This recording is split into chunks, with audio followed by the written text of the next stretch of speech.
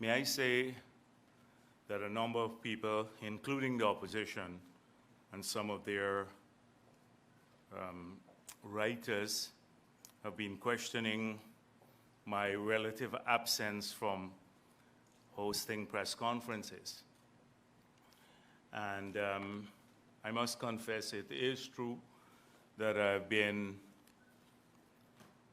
very occupied on several issues that we believe are very important for the future of the country. And I want people to understand that the role has changed for the People's Progressive Party,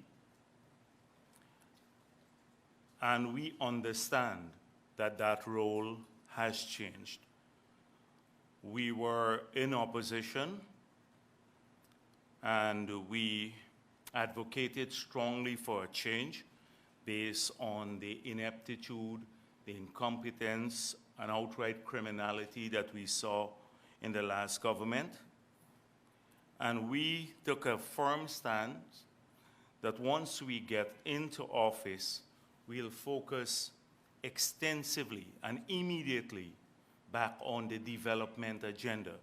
We thought that the development agenda on the APNU was being sacrificed at the altar of expediency and political witch hunting. And so many people instinctively thought that the first thing we will do is to go after the criminal, and trust me, we have a room full of criminal behavior perpetrated by APNU. But we went against that instinct because we recognize that the people of this country want, first of all, their government to focus on their issues. And that is what we have been doing. And so we have stayed away, I've stayed away from the politics for the last 2 months because we're busy working to get the engine of development going again.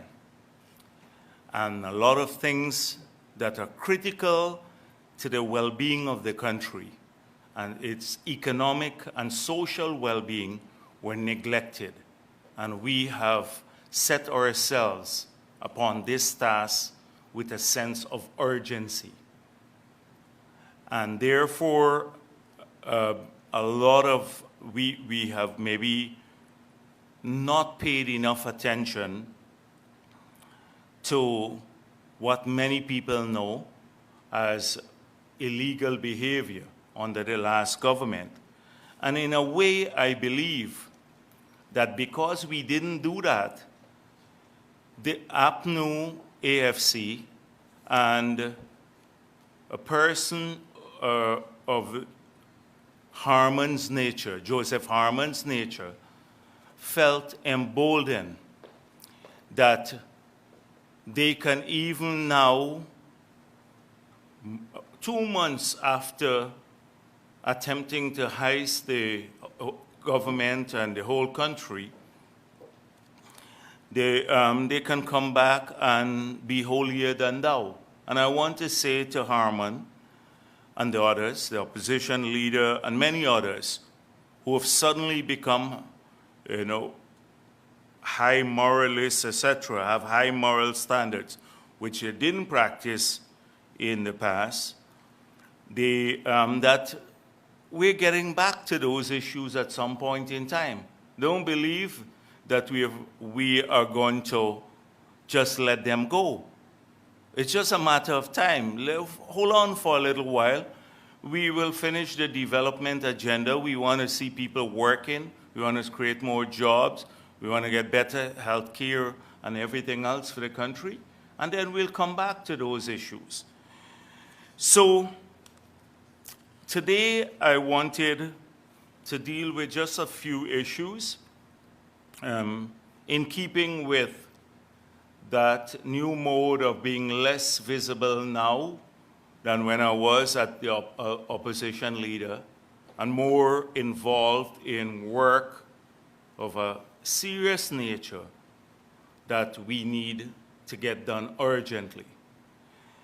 But I could not help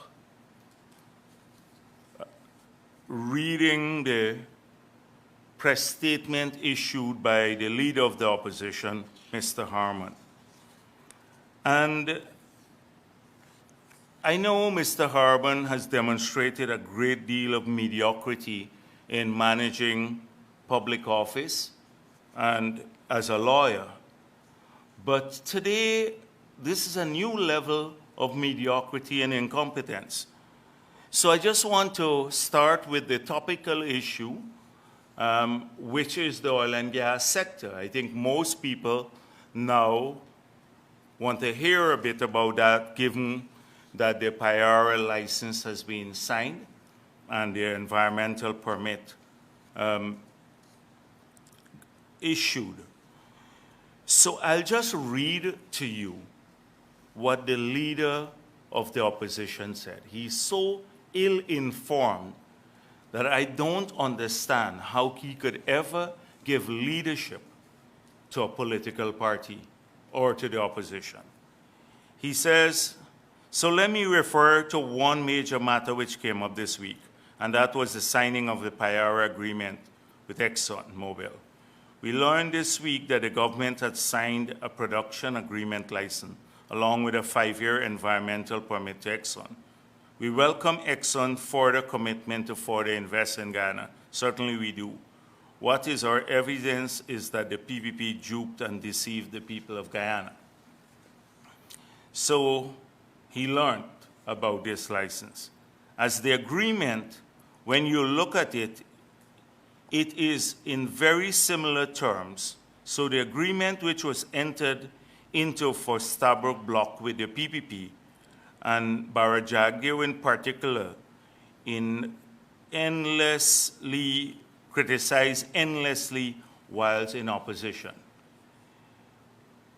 Jagdeo at one point during a press conference, he was frothing at the side of his mouth when he kept hammering how many billions were lost in the Stabroek Block agreement. Now he's overseeing oil and gas sector, and he signed on similar terms of Payara as for the Stabroek Block. This is the height of trickery. Now, every school child knows that we were not negotiating the production agreement. The Stabroek Block agreement that was signed by Raphael Trotman overnight, contrary to the advice of his technical people.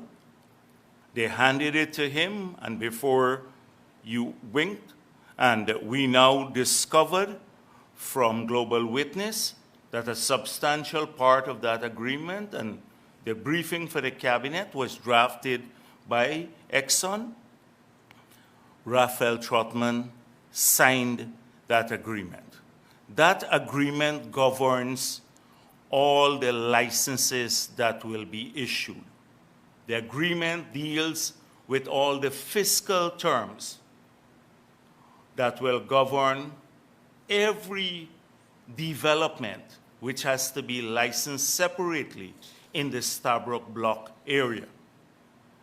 So to say that I criticize that and our criticisms of the agreement still stands, or still stand, because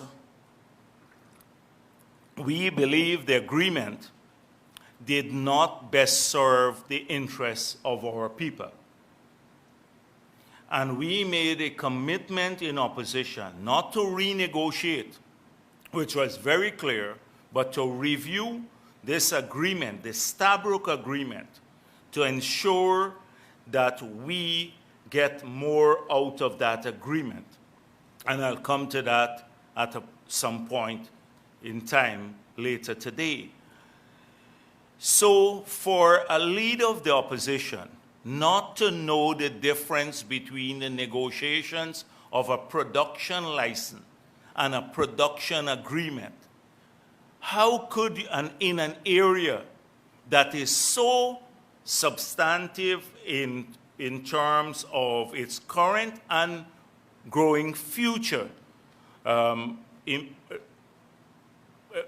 for our economy. And the growing, in the future will be a growing part of the economy. How could you ever lead anything? And this guy is a lawyer. He's a lawyer and doesn't know the difference between a production agreement and a production license. So let me make it clear. We were not negotiating a production agreement. We made it clear that a production agreement was signed already, and that Exxon, when it comes to future production agreements, which they will happen when they start developing the Kanji block and the Kaichura block, that those agreements are going to be very dissimilar to the one that they signed for the Stabroek block, because those agreements will be part of the conditions of those agreements will be established when we establish or when we work out what a model production agreement for the future will be. So that is when, for future developments outside of the Stabroek block, the terms will change substantively. That is clear. In this case, we were discussing a production agreement. And so we didn't do as Raphael Trotman did. Although this was a production agreement and a production license, and that was a production agreement, when we met with the Department of Energy the first week in office, they said to us, we have to conclude this by the 18th of August. And that is the drop dead date. And you recall the 18th of August date. And we said, no, we will take our time and review this. And we took about 6 weeks to go through this review to improve the agreement. And so the first thing, I'm going to come back to this point and to talk about the agreement itself. But this is a leader of an opposition who doesn't know a basic thing. A basic thing. And as a lawyer, it's shameful. Shameful. Secondly, the leader of the opposition spoke about tender boards, and he's concerned about changes to the tender boards. Well, under APNU AFC, the tender boards hardly function. They stop, first of all, putting up the awards on the website, which is a requirement of the law. 2, they raise the limits for ministerial tender board.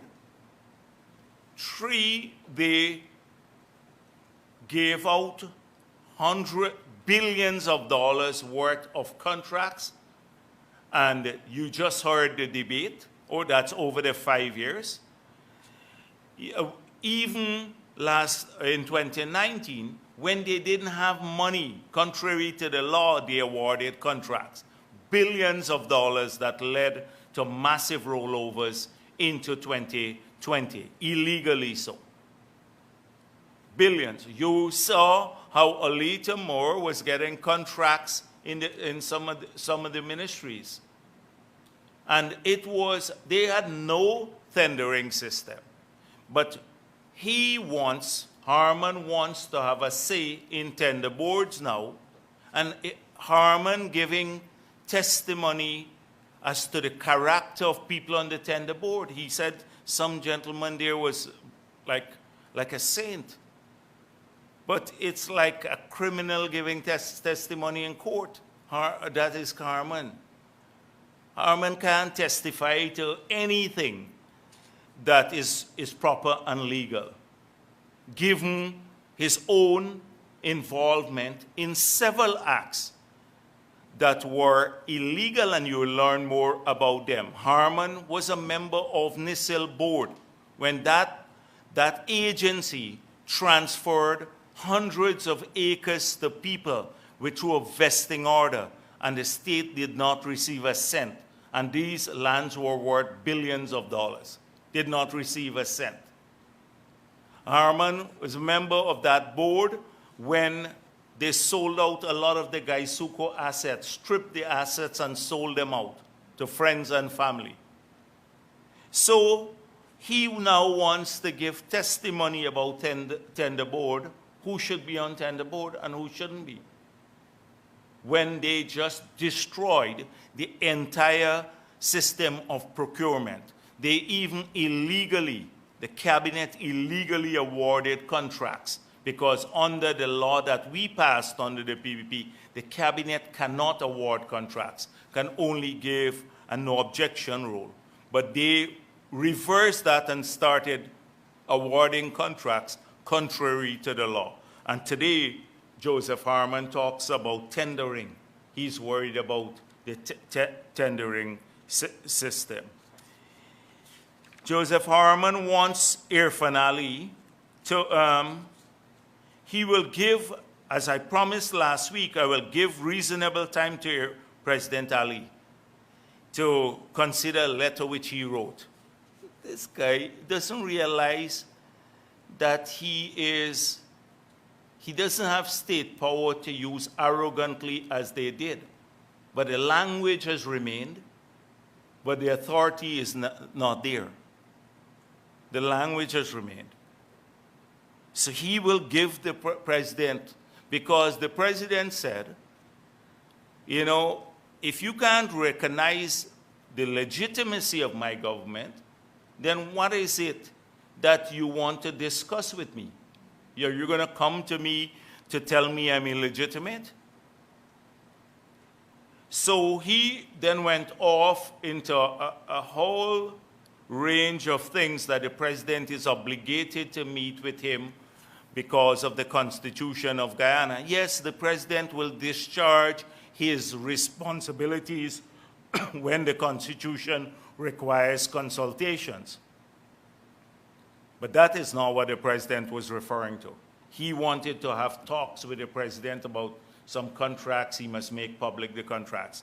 He didn't make public many of the contracts that they signed. You recall, with the same ExxonMobil contract, the 2016 contract, it took us a year with massive lobbying from everyone, including advocacy. The media was pushing for it to have that contract revealed. And so he is giving, the president 1 week to consider his letter. And he said, Dr. Adams has a strong piece on the PIR license and environmental permit. I thought Adams is not political. And, but this is it. I'm not going to go through all of the things that he spoke of, the budget. He's so caught up an entire press conference to talk about how the PPP did not, may have violated the Constitution when it allocated money to agencies that were not gazetted. I can show him the gazette. The agencies were gazetted, the new ministries. How they may have violated the Constitution because they did not produce a statement of expenditure. We produced a statement of expenditure, not in the format that he liked, because it showed all the illegalities in relation to the contingency fund and the consolidated fund, rollover projects, illegal this release of money, and expenditure that was unauthorizedly made, etc. He wasn't happy about that. But he complains about these things in the budget. Not a word about the money that they took away from the school kids. In 5 years, they took away $1.6 billion per year from the school kids, per annum. He didn't complain about that because that's restored now, but not restored at 1.6. It's 2.5 billion because we have increased it now to 15,000 rather than 10,000. He didn't bat an eyelid about that, to talk about that the school kids and parents will get now $2.5 billion in their pockets that he took away from them. The government took, the APNU, AFC government took away. He didn't say a word about the $2.3 billion more that people have to pay for water and electricity, the VAT on electricity that now they don't have to pay. Oh, they're concerned about this might be affecting the revenue base. Not that people will be getting it in their pockets. Didn't say a word about the nearly $5 billion now, because we've started distributing the $25,000 grant. It started in Region 1 and 9, and people are happy about it. And we're seeing now that the number of families in the census were a little understated, so the figure may go up from 4.5 billion, but that's going to people directly. I can go down the long list of issues that where now people have more money in their pockets. Took away $600 million from the pensioners per annum, and then that was restored to them now. Couldn't say anything about that. So he said, they have a new thing now. Oh, we were planning to do that. So the minister, some minister said, I don't know, well, not minister anymore, one of these MPs who was a minister, said, oh, we are planning to give the nurses a massive allowance. And when we checked the records, several times the request went into the ministry and they denied it. When we checked the records, that several times over the last several years, the request went in for allowances to the nurses, and they denied it. And now they're out in opposition. We're planning to give $100,000 a month in allowances. So this is the new thing now. Oh, they were planning to put back the school kids grant, but they couldn't do it all these years. So this is what we're going to expect over the next few years. Emptiness, nonsense. And I saw like the Imran Khan surface back again with the level of criminality that he left at the government information service.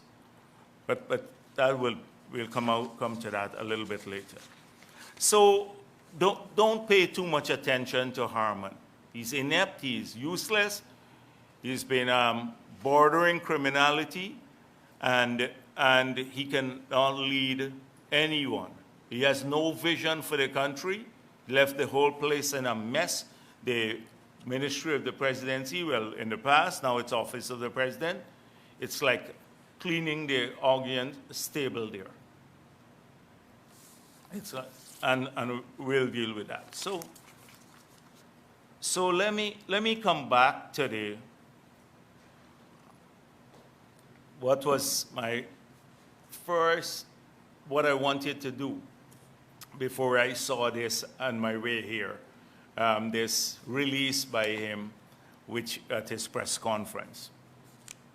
So let me make it clear once again that we were not reviewing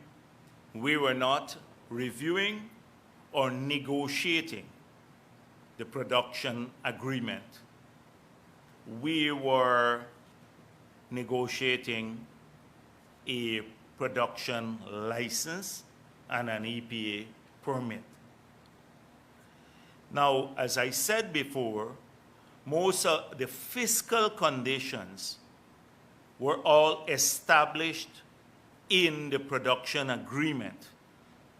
The production license often refers to the production agreement, and it's governed by those fiscal conditions.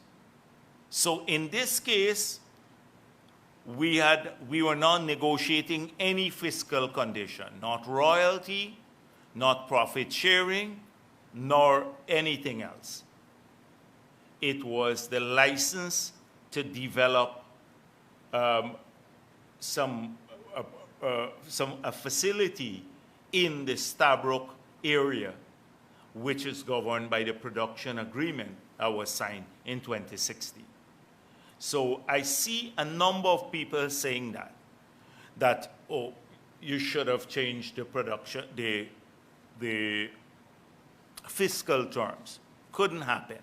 Now there's another group that believes that we should have held up Payara and not issue the license and use it as leverage to change the production agreement. And it's wishful thinking, frankly speaking. It's wishful thinking that you could have done that now. And a number of those people, I'm sure, had never been, or some of them may have been,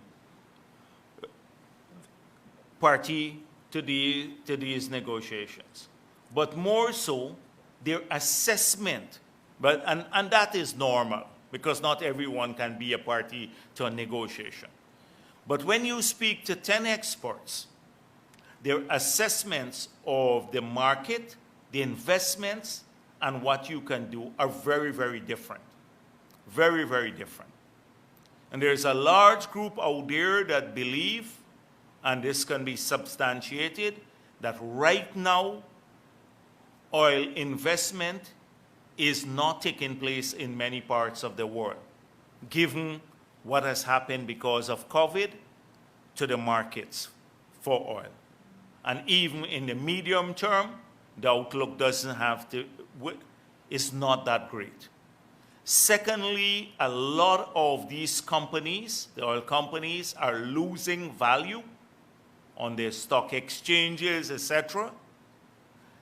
And they are cutting back on their investments because as they lose value, they also have their ability to raise money, etc., is diminished. And especially if the market conditions and the outlook for the market not that great, the lenders don't want to lend into the sector. It becomes riskier. So we want, and me, I'd be frank about it too, we want this investment to go forward. Guyana on its own cannot raise $9 billion. That's twice the size of our total economy. Twice the size of the whole economy on this one investment. That's the size of our gross domestic product, just over $4 billion, US dollars.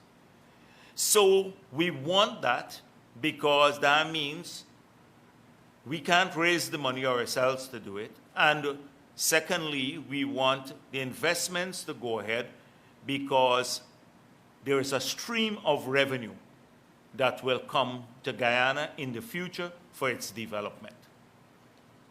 So, I'll be frank, we want the development, the investments to take place. And they're not taking place in many parts of the world. People are cutting back. And the only way you can get the oil out is to make the investments.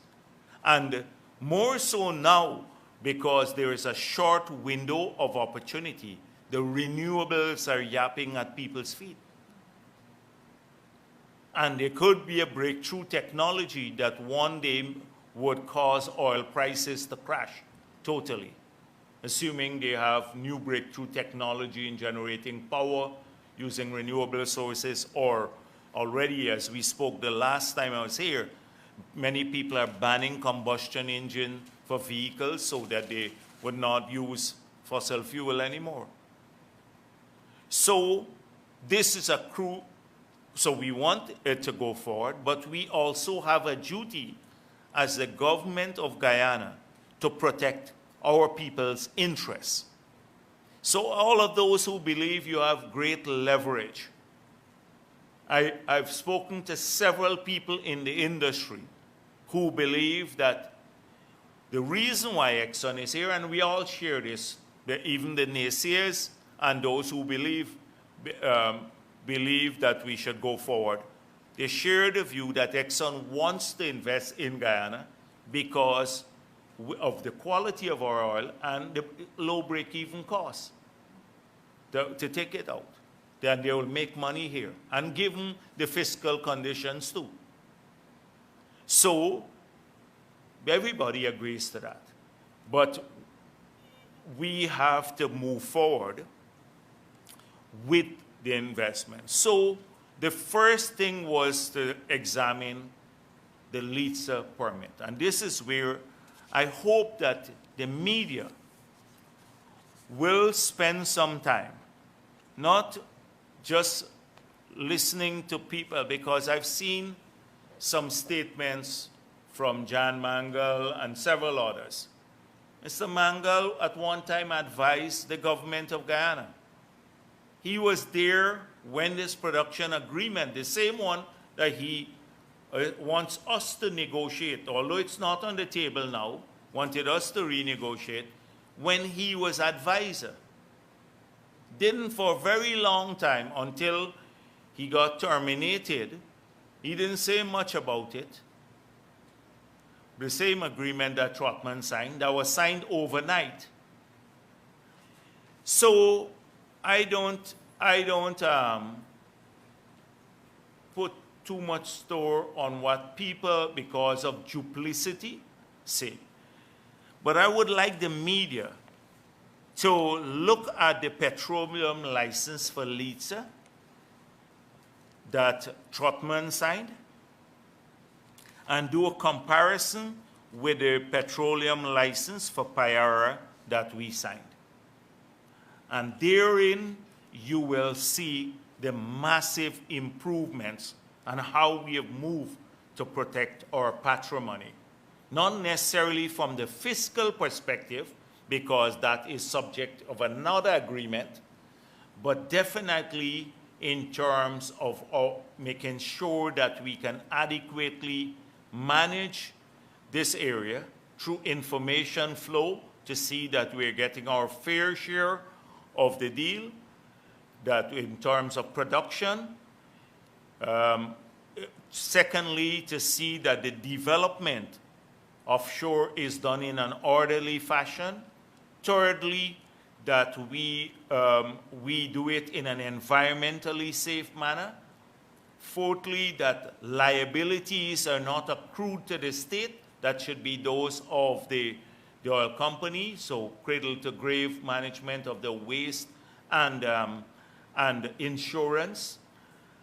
So strengthening those provisions. So I don't know if the media ever got a copy of the LITSA production agreement, but you should have, because it may have been gazetted, or registered. But I can share with you, this is LITSA 1. I will ask them for LITSA 2. So we'll share with you. And I want you to look through several areas. You will see major, major improvement. This is the difference between it. There are two documents. If you see the difference, almost twice the size, but size, well, in this case doesn't mean much, maybe.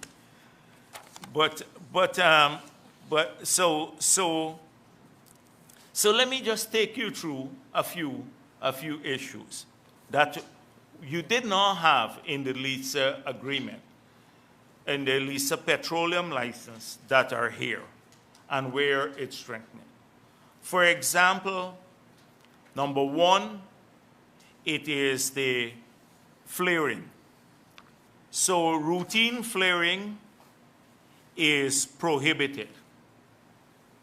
Routine flaring is prohibited. And the conditions, although I saw Starbucks said they have a wiggle room on the flaring, they are for me, they have very little wiggle room, because it says 60 days after that, and then They are specific for emergencies or maintenance, but the period defined and event-based. So you can measure those. But what in the last license, flaring was actually permitted because there was no prohibition.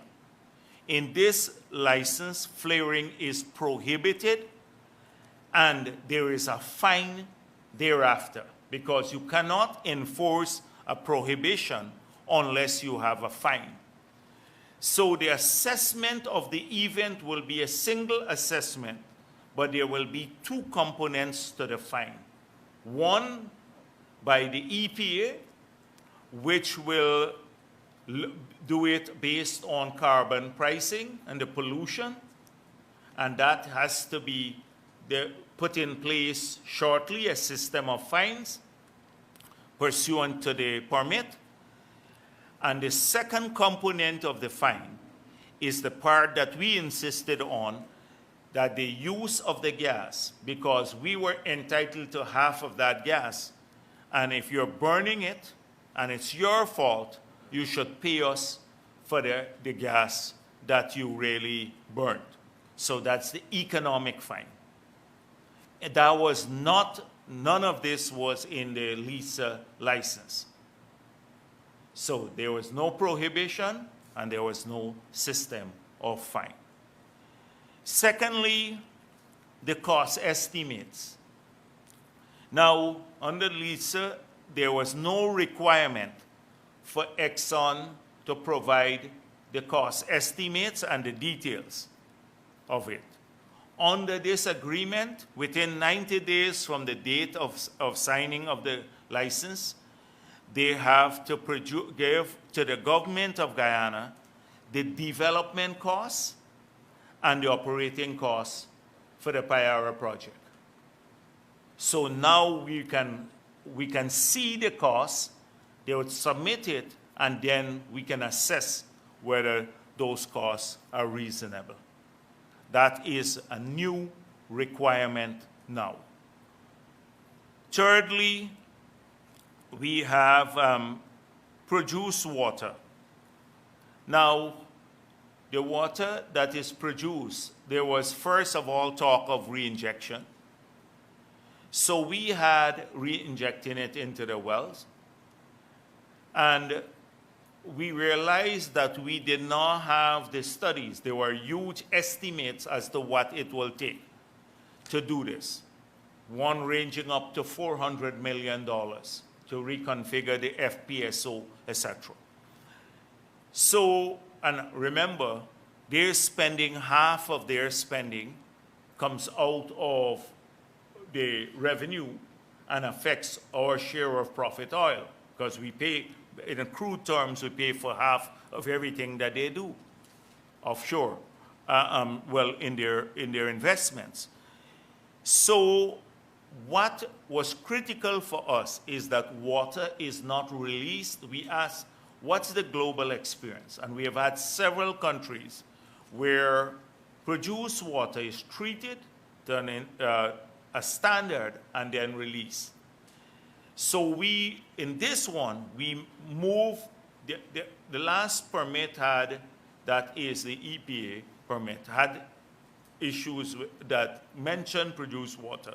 But this one has a standard established, and with the EPA monitoring this to see compliance. So that made a huge difference for us, that the EPA can now at any time go and test the water to see that the standards established here will be are met, and that the water is safe to release in the ocean.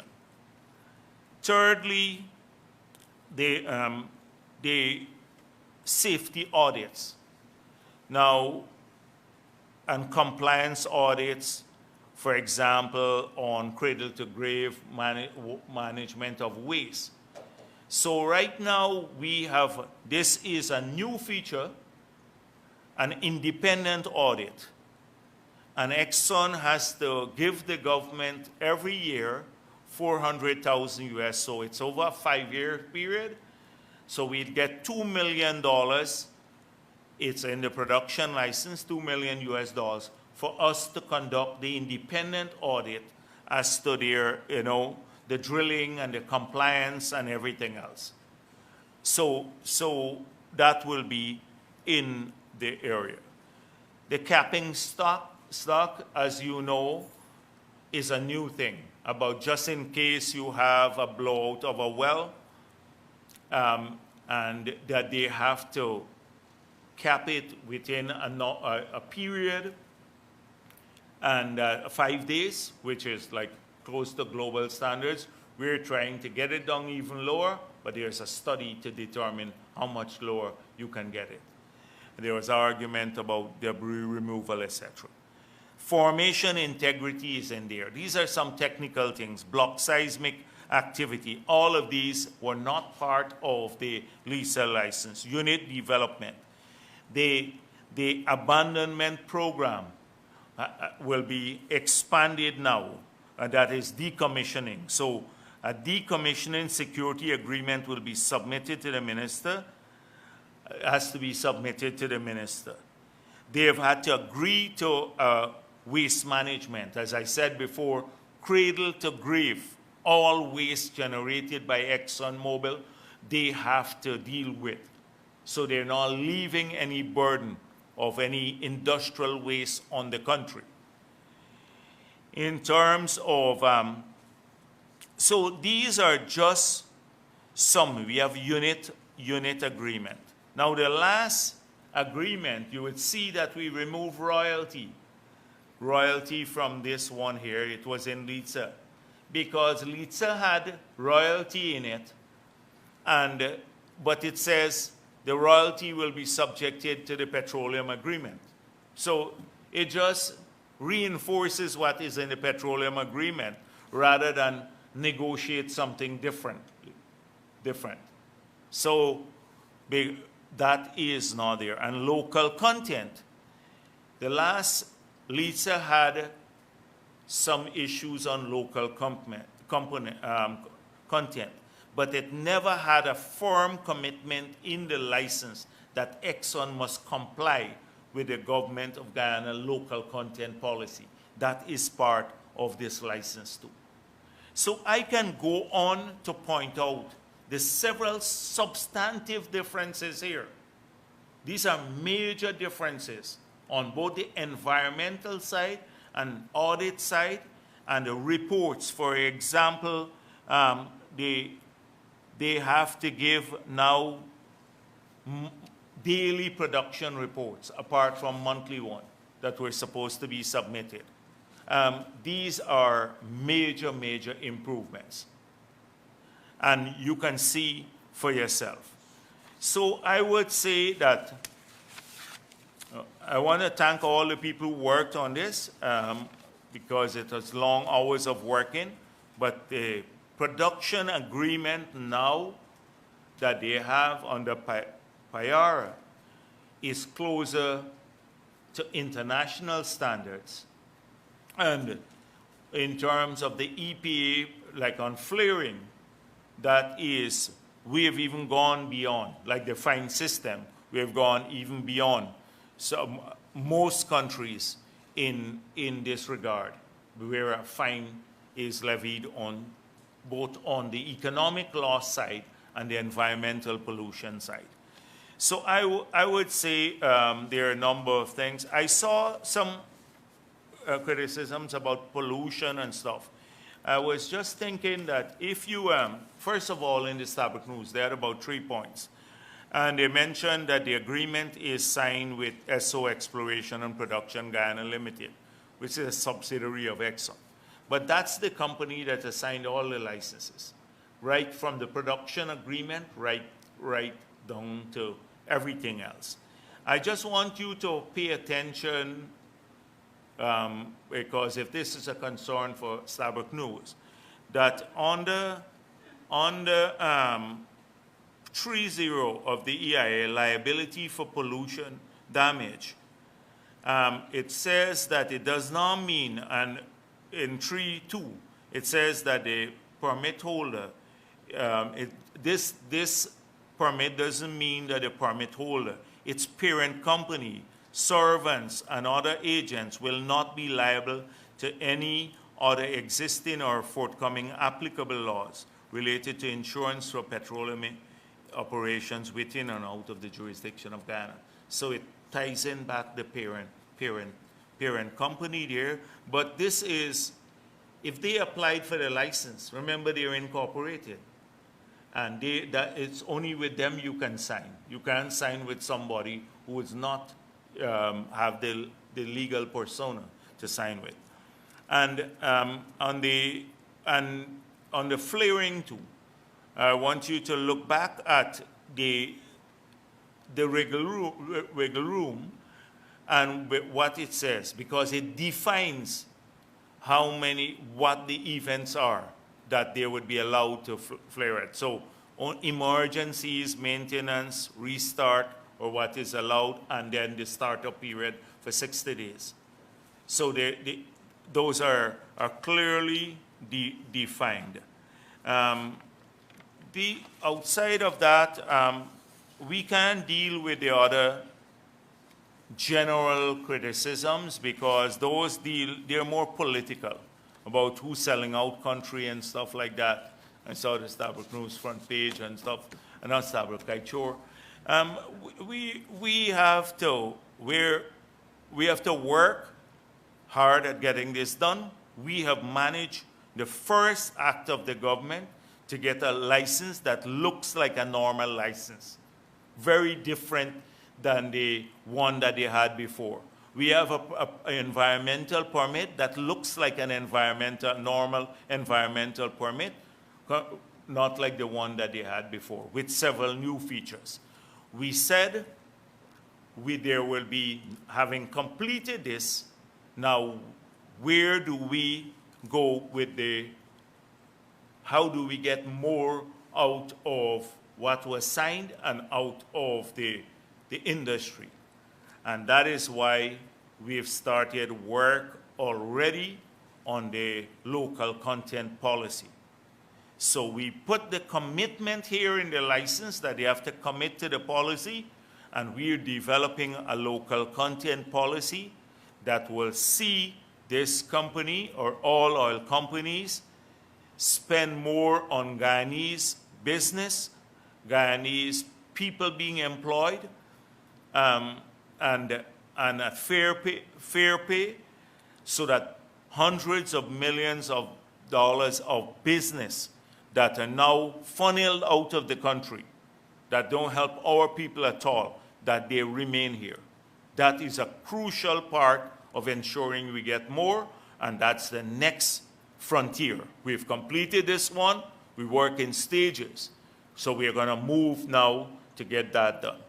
Secondly, we have set up a team to start the negotiations on the gas to energy project. And we made it clear that the price for gas will not be the market price.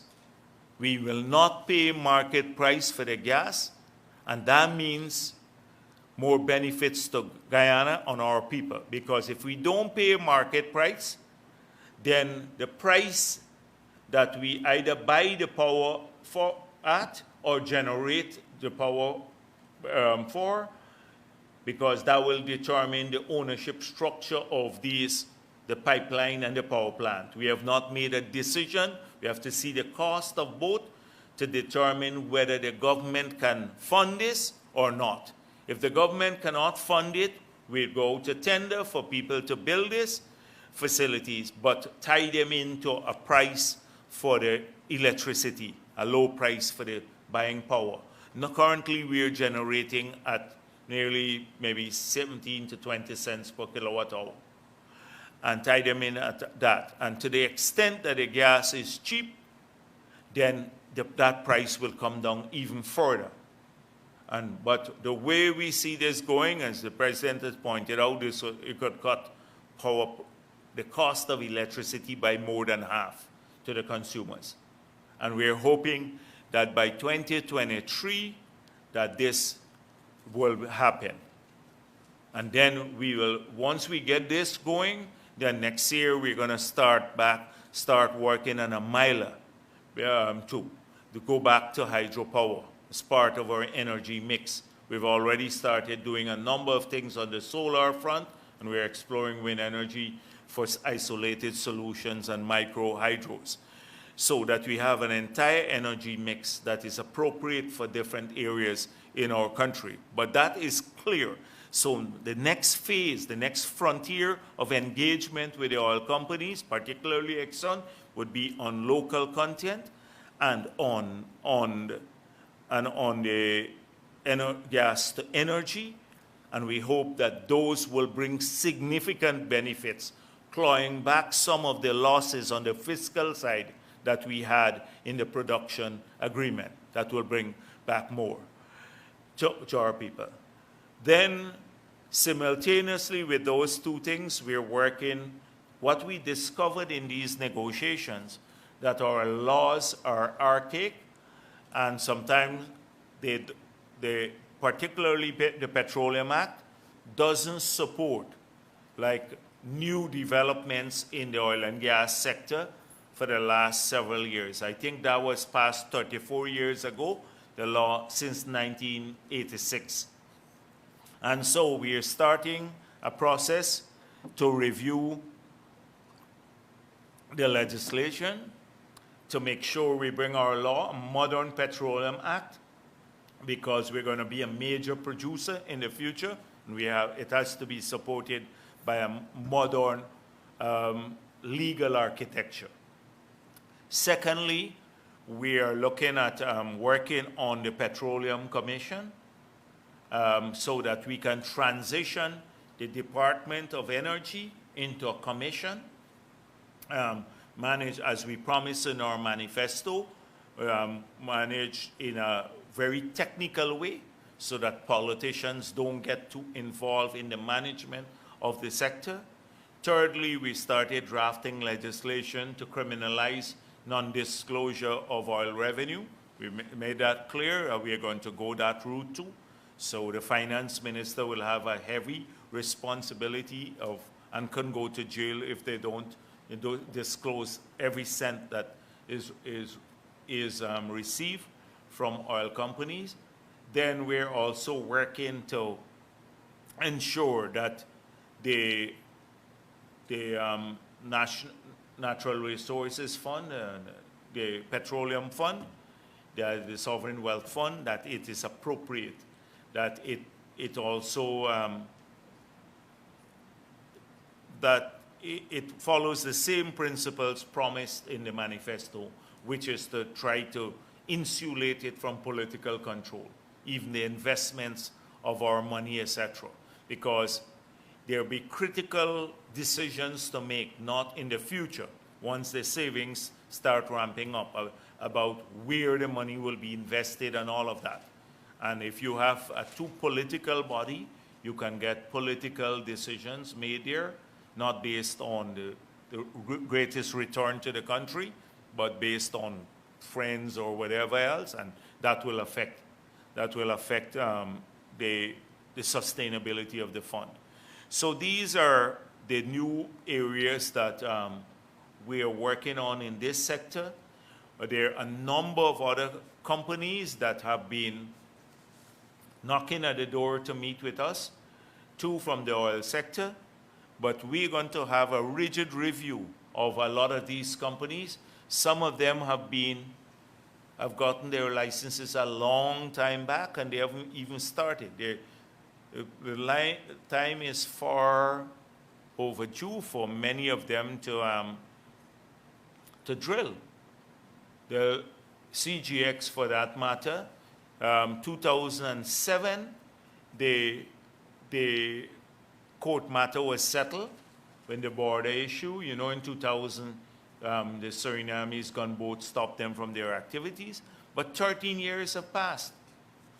13 years has passed since 2007, and we don't see a drill in sight. And as I said before, we are also going to be working on the standard agreement that would be substantially different than what Trotman signed. in the Stabroek block. So that is, I just thought I'd ask you to review. When you read the stuff, look at what we were negotiating. First of all, there's enormous confusion. Imagine the leader of the opposition didn't know what we were negotiating, and a lawyer at that. And so I hope that, well, I think very few Guyanese will share the same confusion he has. Most Guyanese are sensible and have their heads screwed on well. But I hope that that understanding pervades most of the analyses, and then comparisons with what was there before and what's here now, and how we address critical issues on environment, more resource flow, audits, etc., which are part of this. Now, I've seen the APNU AFC trying to politicize the COVID-19 issue again. And so I saw quite a few comments about how less people died and that they enforced the laws rigidly. And it's true that in the period when nothing happened in the country, we were awaiting the decision, well, where our country would go. In the 5 months period when APNU was trying to steal the country, our democracy, or steal the elections, that there was a rigid system. And at that time, people were very fearful. You had a spike in New York, and people were very fearful, and a lot of people complied with the lockdown, and there may have been stronger enforcement. And it's not rocket science. If everybody stays at home and you don't do anything, the infection rate will plummet. It'll come down to zero if you're locked out in your homes and you don't come out, and you would have less deaths. But the question is, could we have done that forever? Could we have kept people in that state forever? And you know the moment you open up, that more people will become infected because they come out of their homes now. They have to go to markets, they have to get about their daily business. So you know that consciously, but do you have an alternative to go back to a rigid shutdown where nothing happens in this country? And a lot of people who were willing at the beginning to accept that do not want to accept it now. There is a rebellion out there. People know how deadly the virus is, and it can kill you. And yet, you go down the seawall. We saw a seawall on the beaches. People have private parties. They can't do it. They can't go to the bars. There are hundreds of private parties, no mask going on. And people are going to get infected if that happens. And then the numbers will climb. And if more people get infected, a few more will die, unfortunately. That's the reality. And we shouldn't really, we wish we couldn't have any death. But how do you prevent that? Do you go back to rigid enforcement again, locking up everybody who comes on the seawall or who drives their vehicle at night beyond the curfew? Or you raid people's home and go and shut down all the private parties? How many policing capability will we have for the country? And that's why we're saying we want to do soft enforcement, talking to people, urging them, more advocacy, saying it's your responsibility too. Not just the government's responsibility, it's your life is at stake, your family's life. If you don't wear the mask or you don't, sanitize, and you go out to a party, a private party, and stay out there without any mask, and then go back into the home. So that is the dilemma. But they want us, they're making this, we shut down the country. That's what APNU said, and less people are dying. But can you do that forever? And then again, with opening up the airport, well, people have to first of all be tested to come in. So even if the airport is coming in, Barbados and the others have done that. And to some extent, the largest numbers are not coming because people have to be tested before they come in.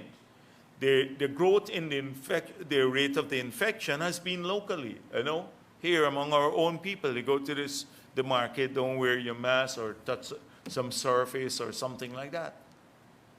So in a situation like this, you cannot go back to the old method of locking people in their own homes and not coming out at all. They've moved past that. And so you have to try to build the capacity for testing, which we have done. So we are doing enormously more testing now than before. The capability of the hospitals, getting some of the frontline drugs like the antiretrovirals and stuff like that, trying to manage the situation more. But you're gonna have more infections. So every day when I see a couple of people die or so, it's hurtful that our people have to die, but this is the reality if we're gonna have greater rates of infection. And especially our older folks are vulnerable. And a lot of people go out and then they take it home to the older folks. Many of them don't come out the house, but they're putting them at risk. So this has to be a shared responsibility. If we have to help people, the government has to help. Advocacy and probably even go with masks. We decided to put more masks out, but people have to also take some responsibility for this. And because we're hoping to get out of this, we're hoping the vaccine comes along. We're exploring the vaccines with everybody. And we're trying to put our country in the first row so that we can get past this because it's crucial. It's taking a toll on our economy as well as our people. So that is how they started politicizing it already. And I saw some news outlets, a few, every day comparing with that period. That period you had a total lockdown. You couldn't do that. Can we ever go back to that now? Can you tell people, don't come out? How many people you want to lock up on the seawall on a Sunday afternoon? Say, go, don't come out at all. And it's taking a toll on mental health too. Leaving out, there are people not working. Their loss of jobs and everything else. They don't have income. So this is a complex issue, and trying to make politics out of it is not going to work. I'm not going to deal with too many issues today. As I said before, I just wanted to deal with these few matters. Yes. Yes, thank you.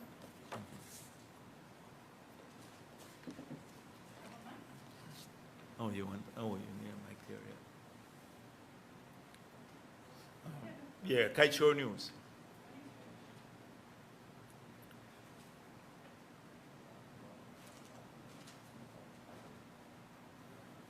Good afternoon.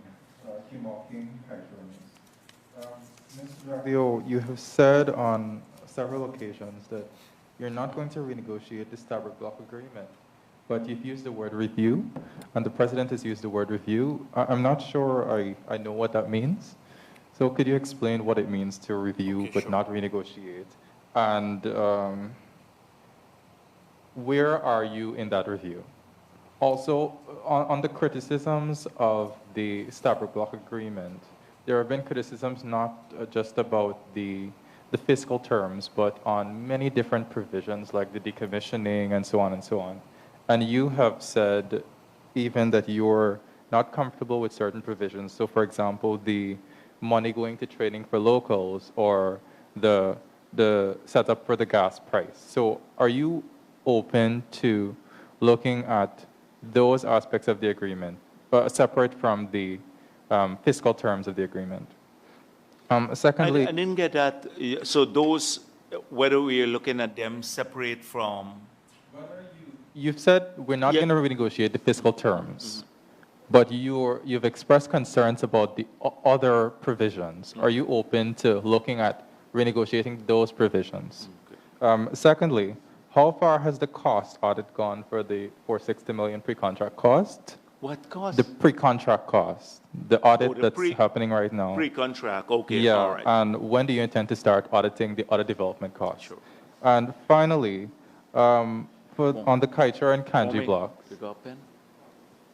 Kwame falling asleep at the press conference. Yeah. Just give me a pen. Let me make notes. You got a pen? Thanks. on the Kaichor and Kanji block, we are a member of the EITI, and it is a requirement of our membership in that initiative that all beneficial owners be made public. Do you intend to honor that commitment that Ghana has made to the EITI to put out that information for all the times that these blocks have changed hands? And just two comments. We don't have the permits for LISA Phase 1 and 2, so I hope there will be no embargo I'll on the give you release them, yeah. of those, including the environmental permits. Yes, I'll And give you. you've distinguished between the Starboard Block Agreement and the production license, but I noticed you were using the word license and agreement interchangeably, and it could be a bit confusing when you were talking about the differences. Or maybe it's a slip. All right, I'll leave it. That's it. So let me go through the first thing you asked. Well, the pre-contract costs. So there's an audit ongoing, but that covers the period only up to 2017. I've not had a chance, I don't think anyone or the minister, to go through that in detail as yet to see where we are on that, because we're focused in the last 6 weeks on this issue heavily, and the budget. That is what was my primary focus, apart from some other things which I can tell you about in a while. And so that is essential. So that is one of the things we have to do to see if that is one area where our share, assuming we find some costs that are not acceptable to us, we'd have to bring them to Exxon notice. That could change the share that cost oil, and therefore the share of profit oil. And we could get more from profit oil. So that's one way where you can probably increase once you go through the audit of pre-contract costs, right? Or all of these costs, not just pre-contract, but that term was used up to when they started LISA, but all of the other costs up to this point in time, then you may be able to get more out of in terms of payment on the profit oil side. And that has to be done, should be done by an international company that knows comparable prices for oil industries, etc., so that we can get more from it. And I believe we will get more. We'll get more money in terms of profit oil. In terms of EITI, yes, all beneficial owners, we can start with the oil industry, because they're looking at all of the other industries, mining and stuff. But let's start with oil. Every beneficial owner should be known, and if the blocks change hands, then they should update this. So we know at all times who owns the different blocks or what shares of the blocks. I'm in favor of this. So at all times you should know that. And it must be changed too. And the EITI report will be public. So on that. So the review is going through all the provisions and seeing where through engagement with Exxon we can improve those. So you mentioned for example, local content. That's in the agreement. But we believe, without shouting that we have to renegotiate the contract, we get a more commitment, which we got in the PIR license, a firm commitment to abide by the government local content policy, current and future ones. So that we believe can bring more benefits, because if we set some standards there, they have to comply with the standards. Some countries even, for example, Trinidad at one time, said you can't rent, you can't own buildings. I don't know if you want to go to that extreme, but no oil company can own their own, like apartments and stuff like that. They have to rent. So you create a rental market for local people so that more money flows to our people. That sort of thing. And you know, about their spendings on everything from food. You know, I heard some subcontractors who are external, bringing in water from different parts of the world for people and all of that. So I believe that's going to be a major area where we are not going to relent unless Guyanese are treated fairly by not just the oil companies, but their subcontractors. Some of these subcontractors believe that they're exempt from this local content and all of that. Oil companies, they will have to comply with it too. Because right now we're not pleased. We have a ton of examples there. So that's one area. So the group has met, and I anticipate by next month they will get us the first, you know, the group that we set up will meet, and they will give us a document, and then we will use that document to consult with the private sector or people, the labor movement and everyone. And then we will formulate our policy and probably back it up by legislation. So that is, that is one area. It's mentioned in the production agreement, but we believe it can, the only way it becomes effective is through really doing what we are going to do now.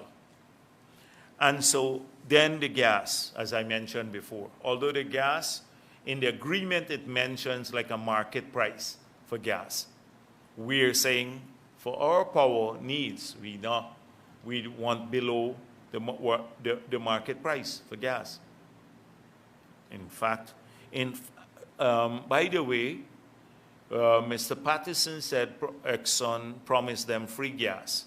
So I told him, I asked him if, and this was a private conversation, I don't want to tell tales in the parliament, but I said to him, is there an agreement? And he said no. So I said it would be worth mentioning it, because if they promise you, we keep that commitment. We want them to keep that commitment.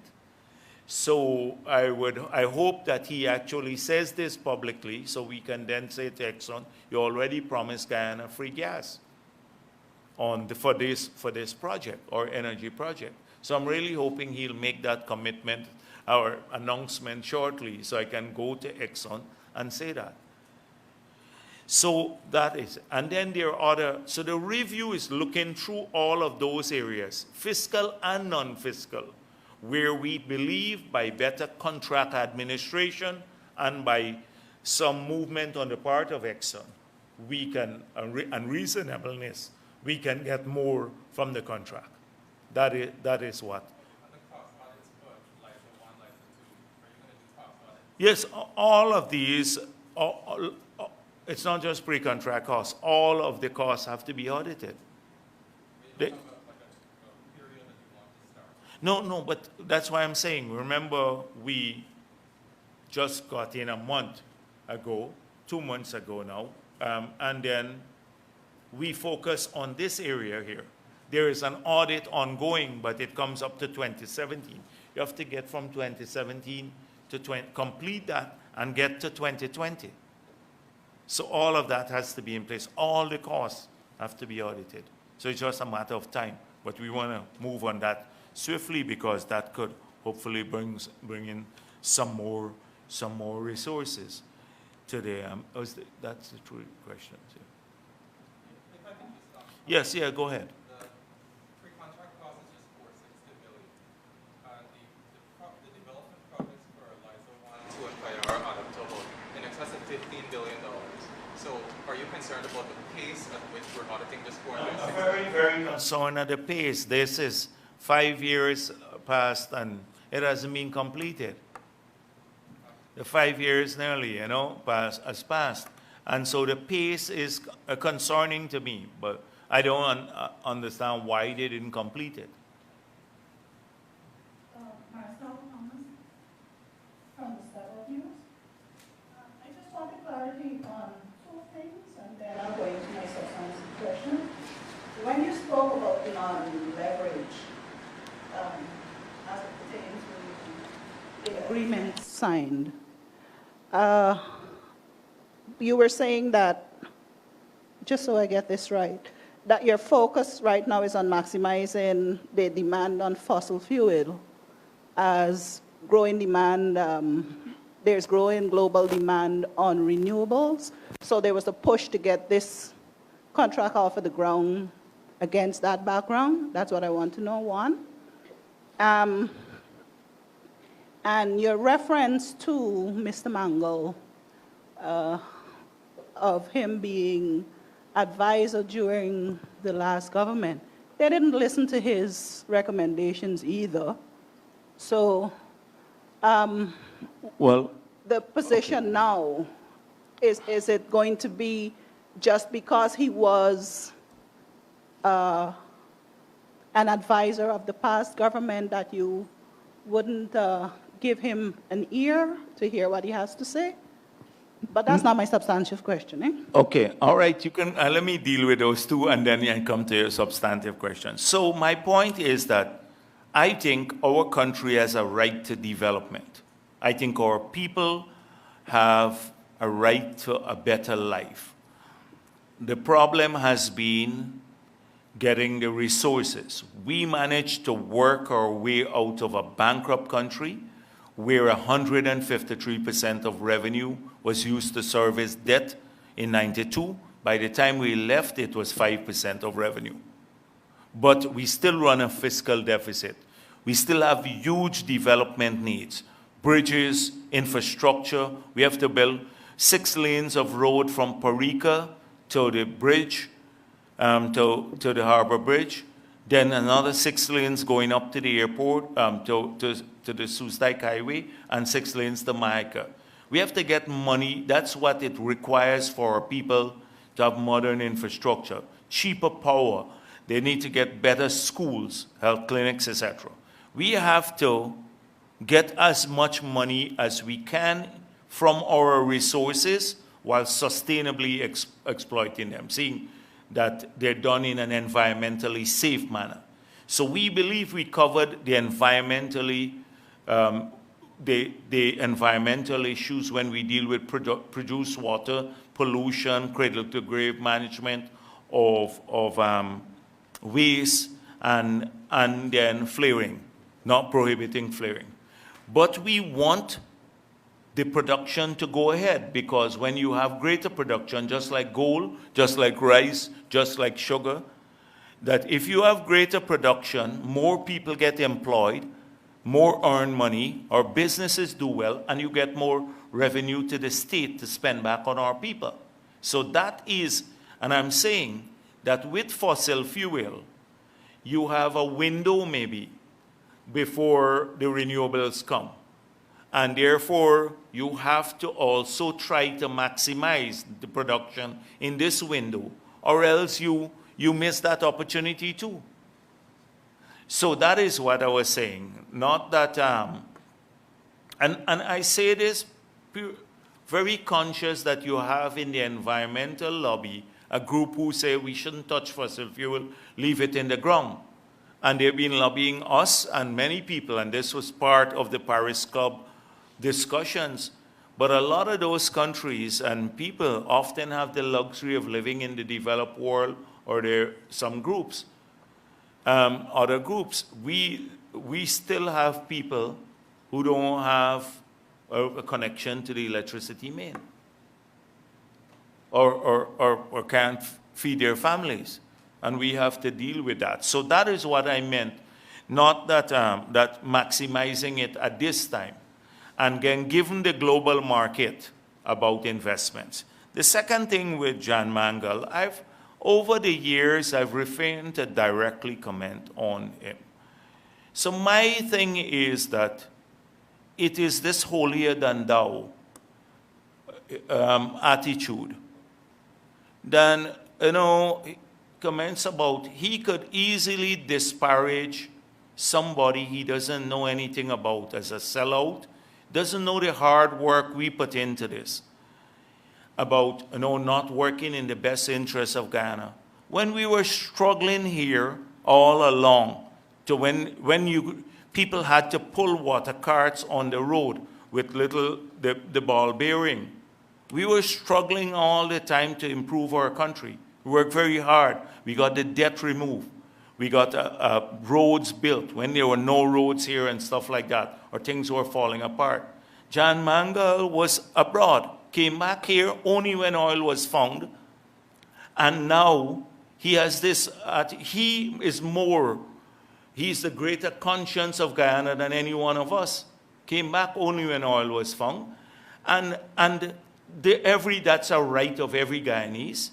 It's a right of every Guyanese. We don't have a problem with that. But it's when you try to, in a sweeping language, everybody corrupt excepting him. APNU corrupt, PPP corrupt, everybody corrupt excepting him.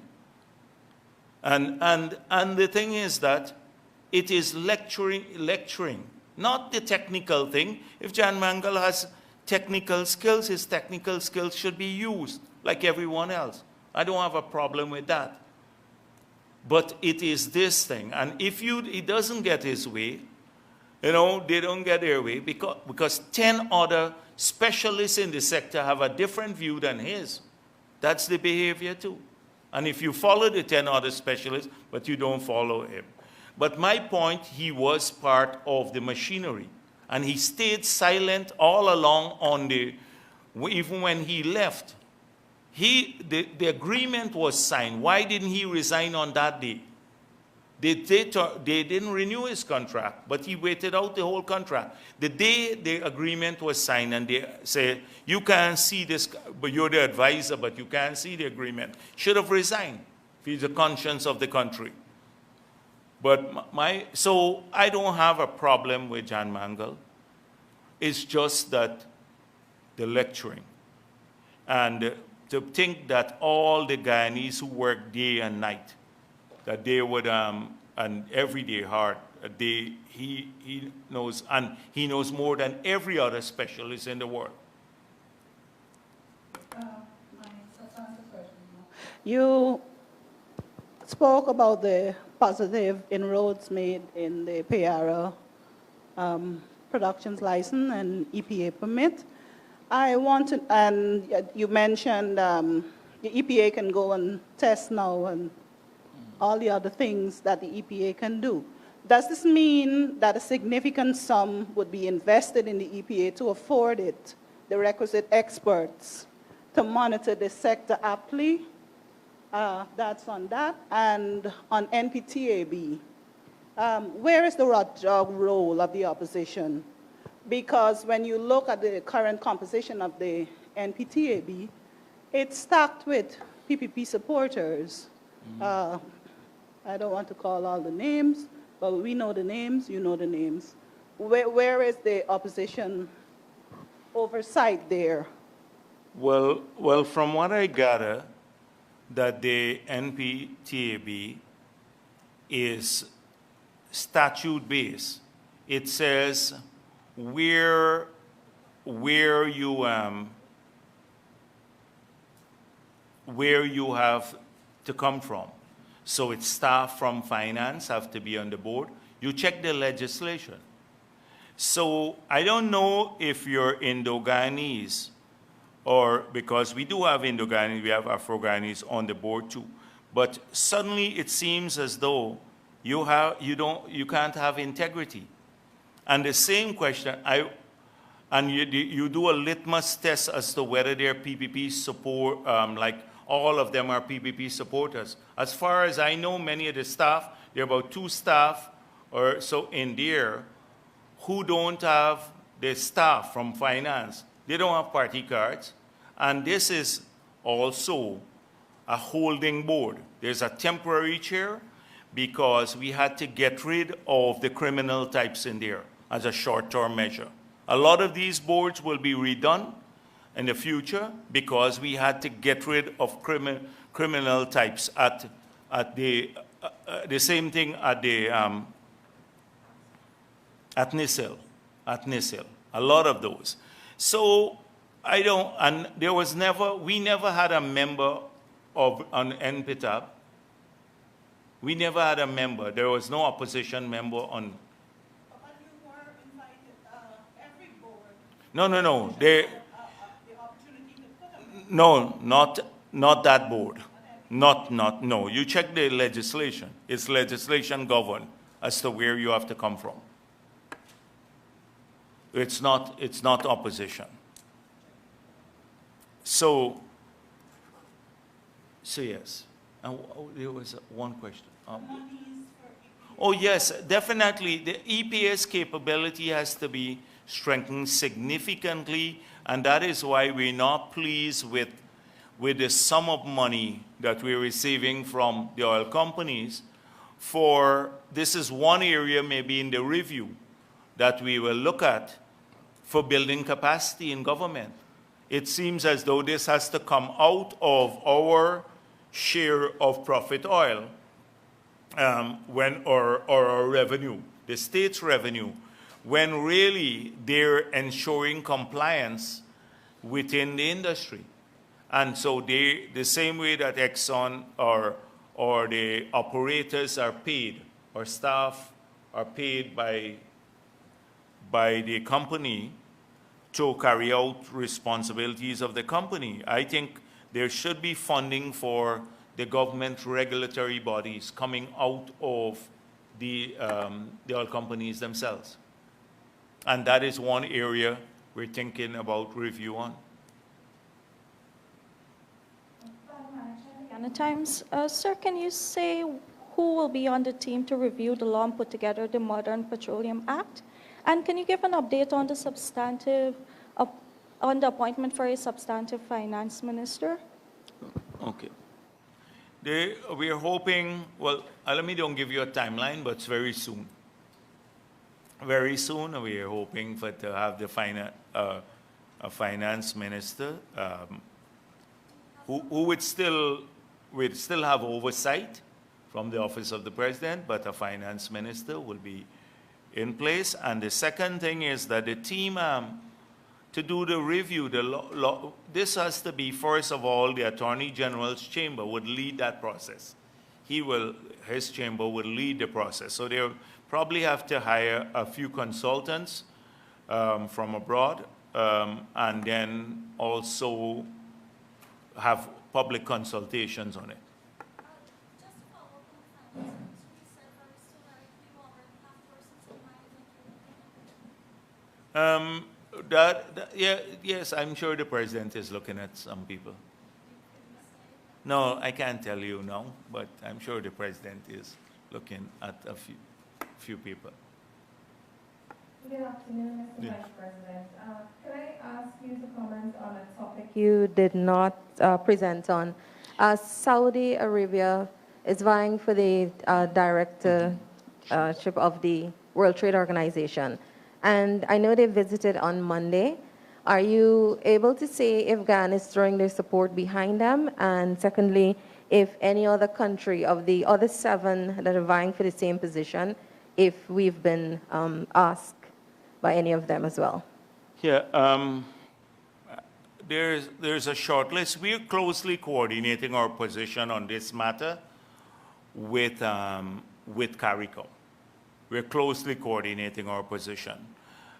So, as you know, with these appointments, they go through several rounds.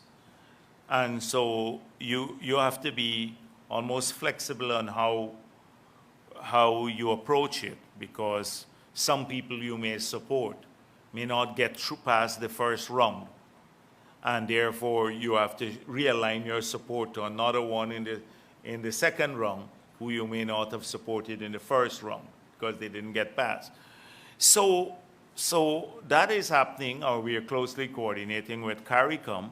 But at that meeting, the president made no commitment to Saudi Arabia to support their candidature. But they asked to see him, and they wanted to fly in to present their candidature, and he acceded because the president would accede to a request from anyone trying to lobby for their candidature. And so that is what happened at the meeting. Well, they did, but not through that sort of formal process, like, that kind of high-profile process, flying in to meet the president. So there are several countries. You have Nigeria. You have a lot of other places, which in the CARICOM shortlist was there before. Your Kurt Campbell, Newsroom. It's a follow-up on my colleague's question. My first question, I know you spoke on the issue before, but taking into consideration what Minister Edgell said on the final night of the budget consideration when the budget was passed, I want to ask you again to clarify your own portfolio in government, particularly when you look against what is gazetted. And my second question is for you to explain in dollars and cents the fines talked about in the PR agreement. And if you can't at this time, if you could give a little more explanation on the process for arriving at those fines. Oh, okay. So on the latter one, I think the process is quite clear. If you read both the EPA permit and the license, you will see how the fines are, the one fine is structured, how it's calculated, okay? And then the second one is the principle has been outlined in the EPA agreement, and then they will come up with a system of fines. But I think in both cases, so an event takes place, right? They flare outside of the permitted period, like after 60 days.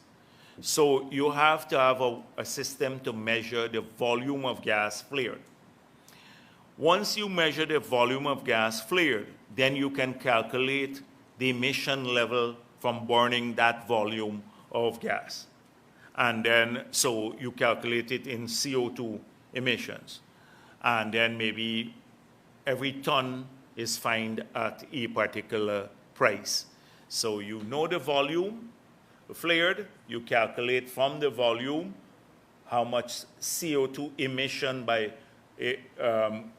you have by burning that volume, and then you convert it into tons of CO2 emission, and then you have a fine per ton. That's there. And so it's one event.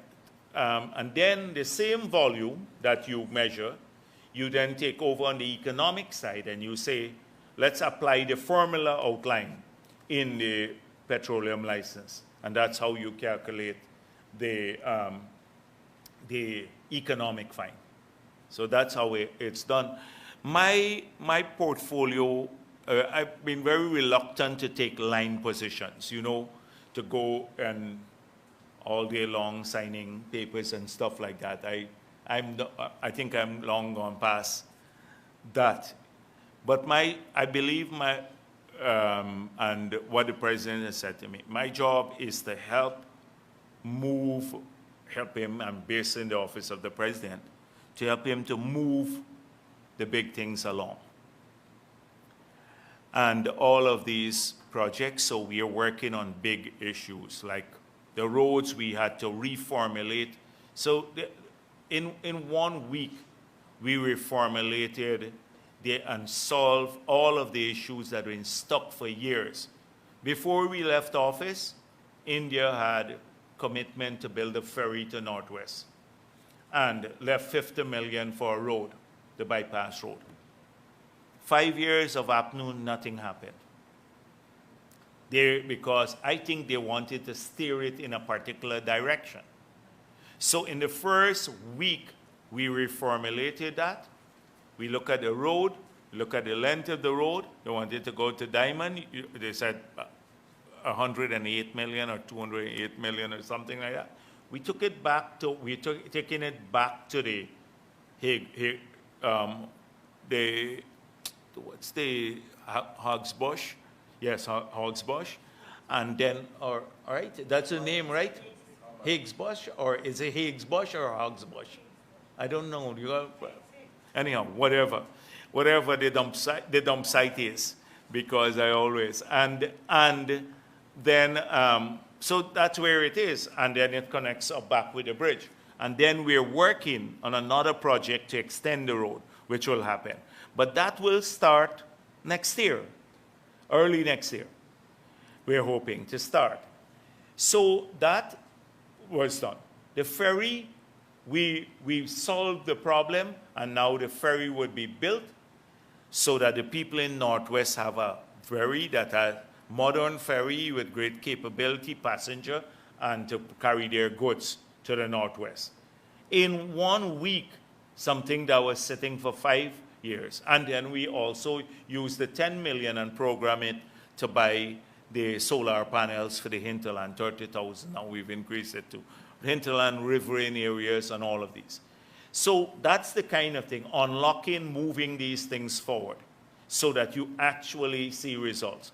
The road to Lethem, now the Brits promised the money a long time through the CDB. That road, Patterson said the road would start. Every year he said the road would start. And they have not even completed. They had a design issue. Too much money. So we managed to resolve that now within maybe 2 weeks of getting into office. And so we can now move to construct that road. I can list a number of things. On telecommunication reform now, we had a law signed in 2016 to liberalize the sector. Law passed in Parliament. The minister was just supposed to sign an order bringing the law into effect. The minister did not. They signed a secret agreement, Cathy used, with GT&T that nobody knew of. We found out recently that did not, rather than, which seems to be negotiating rather than bringing the law into effect. So we have spent the last couple of weeks now going through this in great detail, and you will see, because liberalization is a promise that we made a long time ago. Both parties agreed to this, and we need to get it implemented. We are hoping by next week that could happen, but we had to go through a ton of technical work doing that. So because that sets the basis for 5G service, improvement in cell services, more competition, allowing more fiber optic cables to come in, operation of data. It sets up the basis for our ICT platform, which we want to create thousands of jobs. So in a few weeks. So that could happen. I could list all of the things that we're working on, so that's what I have on my desk, some big issues to move forward. And trying to program resources for different areas. So my job basically will be, that's why you haven't seen me much in the public, moving a lot of these things forward. So oil and like this license, driving those things that I mentioned to you about in the oil and gas sector. And then on the other hand, you know, so that is what I'm basically doing. A lot of those things. So you're not going to see some big gazetted responsibility. My job is to help the ministries and the sectors move things along. Vice President Jagdeo, I get the impression, Guyanese Critic Daybreak News, I get the impression that local content is now going to be used to give Guyanese what we might have lost in the oil contracts with the oil companies. You use the term extreme, and you made mention that Trinidad, you cannot oil companies can't own apartment buildings, and you use the term extreme. And I need some clarification on that, because if something as simple as an apartment building, let's take into consideration when the oil companies come, they have come with companies with a lot of expertise, Schlumberger, Rams Logistics, and we don't have those expertise. So people are here, and they're going to take positions whether we have the local content in place or not, because they're needed and we need to go forward. Now, if you use the term extreme when referring to... No, but let me just say to you, critic, some people believe it's extreme. I don't. That's not my position. I say some people believe that may be an extreme measure. But in the discussion, once we have this document, and when we open up for consultation, if our people say this is it, and I'm in favor of that sort of business, rental business coming to local, because we can't build the FPSO, but we can build apartments to rent. So that is where the benefits would come. Then I'm in favor of it, actually, but I'm saying some people believe it's extreme, not me. Secondly, right? So I'm just exploring. I'm thinking aloud. I'm just thinking aloud. Many times I do that, right? Yeah. Because a lot of people are hoping that they will have opportunities to capitalize on these kind of things, and those are simple things that Guyanese can do. Secondly, a lot is being said, a lot is being revisited, and we're moving forward. And so far, we have reached a stage where we've been discussing how the funds is going to be, how it's going to be transparently dealt with, and these kind of things. When and what time period can Guyanese, the regular man on the street, expect to benefit from this oil resource, whether it's the reduction of certain taxes, duties off of cars? When can we really afford, Guyanese expect to, afford a comfortable lifestyle as a result of our newfound resource? So often when you talk about this, there are, again, extreme views that somehow our people would not have to work. There would be so much oil money that they can all get it for free and they don't have to do anything. Even in the developed jurisdictions, like a place like Norway, where they have the largest sovereign wealth fund coming out of oil, over $1 trillion, people work, and they work very hard. So they do get benefits from the country gets a lot of benefits from the investment of the funds, and then the earnings of the fund will go back into the budget to support what you're saying, either lower taxes or more spending on people. So, but that's a process. You have to build up enough money in the fund. Right now, we have so many development needs. And for the next 3-4 years or so, we're not going to get beyond maybe $400 or $500 million a year, which is $100 billion or so. APNU spent $419 billion, $419.5 billion between the no confidence vote and August of 2020 without parliamentary oversight. That's $420 billion. We will get, on average, say, and now at this stage, this rate, when Liza 2 comes on and Payara a bit more. But at this stage, with taxes and direct money paid through profit oil and the royalty, less than $500 million a year. That's $100 billion. And they spent $420 billion in that period. So when you think about how much money is coming in, and you compare it with what we expend, it's not that great deal of money at the beginning. Now, in the latter years, because of the bad agreement that was signed, where there's no ring fencing, you now, because they're using money here to finance future development, etc., so that cuts back on your share of profit. But in the latter years, I see an escalation of money, maybe 2026, 27, or that period. That's when you start seeing a huge escalation in how much comes in to the country, or to the treasury. But people have to now, right now, we believe it's not just revenue.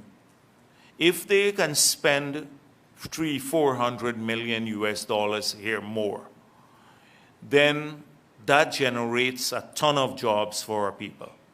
It generates, just by their spending, a lot of business for our private sector. That's a lot of money going into private sector pocket. So we have to have a nuanced understanding. We have to get all the other sectors to work again. I see this thing, everybody complain about sugar, and I see some people, Patrick Yard, saying, oh, 100 and something million set aside to repaint State House. Not a cent has been set aside to repaint State House in this budget. Not a cent. And that's not our top priority. We can live with the green color a little bit longer because we have other pressing needs. Not a cent. I saw they talk about vehicles, and those are vehicles for the pool. When you look at the spending on vehicle on the APNU, it's enormous. Last year they bought a vehicle for President Granger, $36 million, $35.2 million. The best Land Cruiser you can buy is between maybe $17 to $20 million, depending on who you buy it from. The best, the Land Cruiser, with all the features inside. And they spent on a Lexus $35.2 million, and guess where it is now? It's with President Granger. We didn't take it back. He carried it off. He used it. So he has that, a $35.2 million vehicle. Harman should be ashamed, and Harman ordered that last year. And so that's for one vehicle, the Lexus. One vehicle, $35.2 million. I have the invoice I can show you. And it's with him. You recall what they did when we got off his former president, they took back, so they were sending some rum for Donald Ramatara and everything else. The stuff is, he has it there. You know, there's a bunch of lies.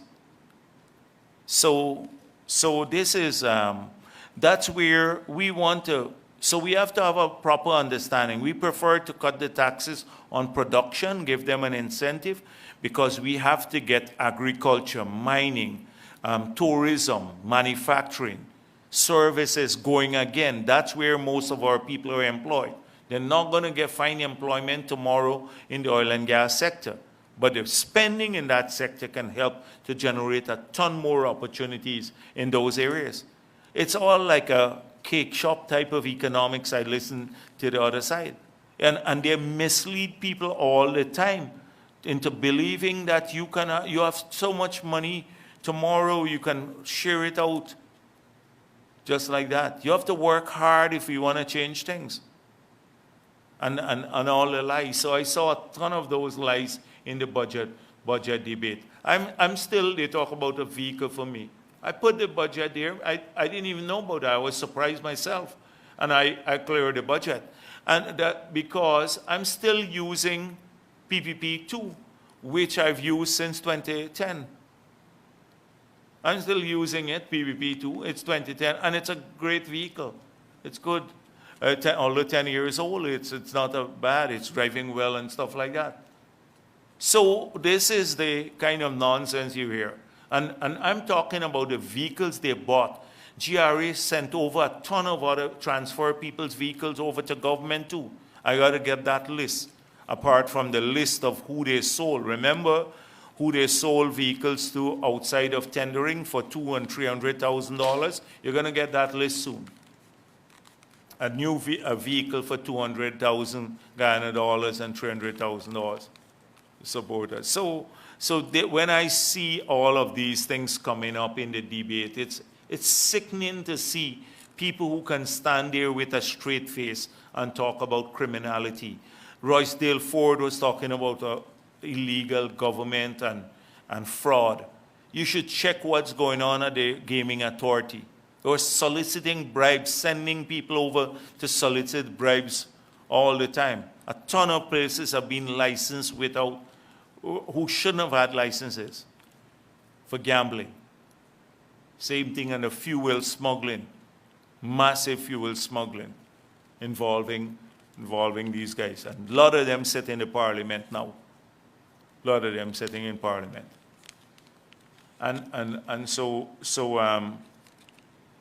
So we have a long road. And this can change quickly and put back the economy on a track, because for 5 years it never got attention. They collected taxes and spent the money. That's what got attention, and bought fancy vehicles. Look at the rental or maintenance budget for vehicles has gone up by 700 million a year from the 2014 level. The rental of buildings, just yesterday we got out of 2 contracts. You have about 6 staff in one building and paying $850,000 a month in rent. We're moving back, trying to cut back on rental costs for government and all of these things. That's all they did. The economy didn't get any attention. Social services got very little attention. They just collected taxes and spent. And now ours is a task to reboot the economy. You can only do it through the policies that we're putting in place, although it will take a hit on the revenue base, but at least people will have the money back in their pockets to spend. And that in itself will boost the economy. Is there, yes.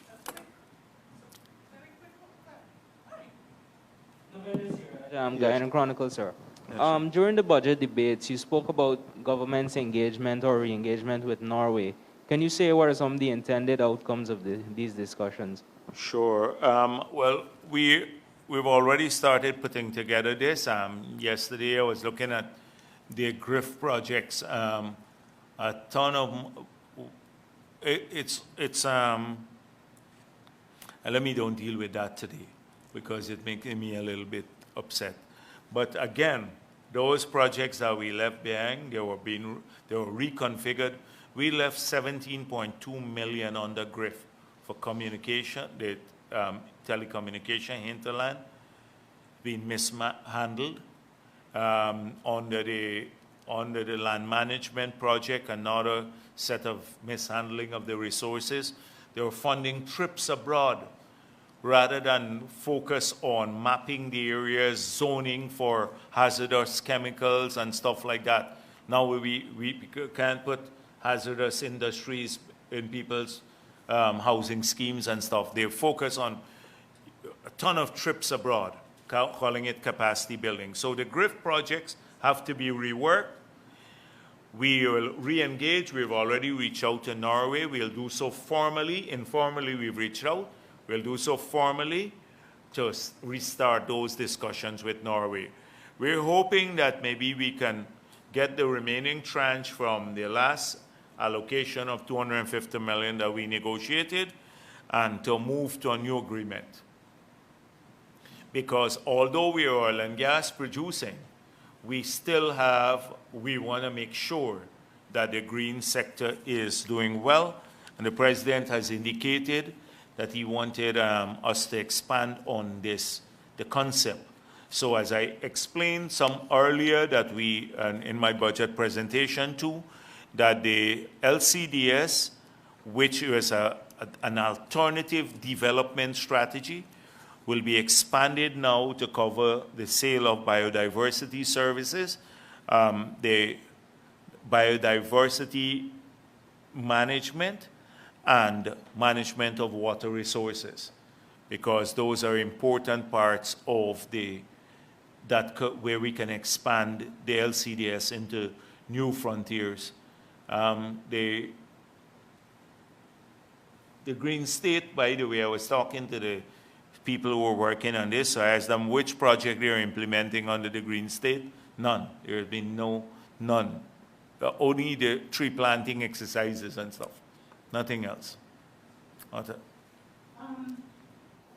You spoke of something important a while ago. I don't know if it was on this. But what did you say is going to be done within a week's time? The signing of the liberalization? Well, we're hoping that within a week's time that we can move to liberalize the sector. A lot of preparation has been done. And so this is the question really. I want to know what is the plan what is the plan to clear the tax hurdles? Remember there was the US for the 1 million. Yeah, that would be when issue the between liberalization takes place. Remember, the law was passed already. So the tax matters would all have to be discussed, but that should not, the liberalization is not dependent on that. Not dependent on a settlement there. If that's the case, then GT&T can always say, we never reached a settlement with you, then you can never liberalize. So that is not a condition of liberalization, reaching an agreement on the tax matter. Yes. Access the funds in the NRF, and if there are any immediate plans. I didn't get you. You can take off the mask. Yeah, just. Sorry, can you say when government plans to access the funds in the NRF, and what if there are any immediate plans or projects, programs to use the money for? What government taxes? Yes, but oh no. The president has indicated, and we've said already that for this year, there is no use of money from the National Resource Fund. And that of course, we're looking at that, but money will not be disbursed until we have the framework in place. There are lots of issues we have to work on, legislation, a whole range of things before that happens. Mr. Vice President, Yeah. your predecessor, President Ali's predecessor had committed, as per Guyana's commitment to the Paris Climate Pact, to achieve 100% sustainable energy by 2025.